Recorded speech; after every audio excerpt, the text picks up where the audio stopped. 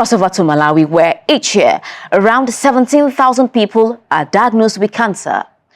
Well, up until now, patients have had to travel to Kenya or India for radiotherapy treatment when other interventions such as chemotherapy or surgery have not sufficed.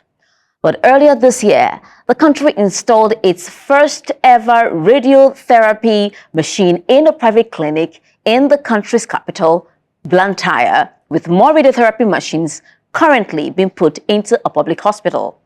Now, Ashley Lam reports that this brings a ray of hope to patients who couldn't afford to seek cancer treatment abroad.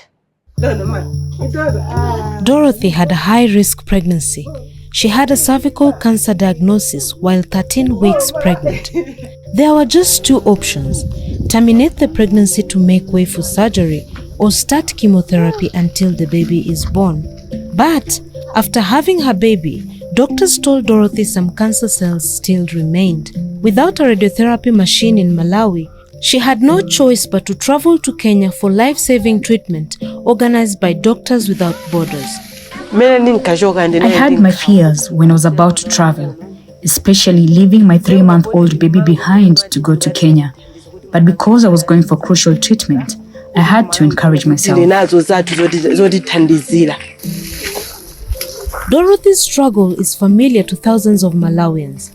For years, cancer patients relied on chemotherapy and surgery alone.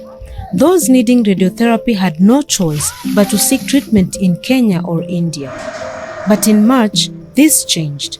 Malawi installed its first ever radiotherapy machine at a private facility in Blantyre. Investment in radiotherapy has always been in the plan, but its implementation has taken some time. We might say it might be sufficient, but do not be only for cervical cancer patients. With nearly 17,000 cancer cases annually, 75% of patients need radiotherapy. For these people, having a radiotherapy machine at home could be life-saving. Many with no options and no hope have died because they could not afford to travel to Kenya for treatment like I did. The radiotherapy machines could save the lives of some of the over 2,000 women who die of cervical cancer each year in Malawi alone.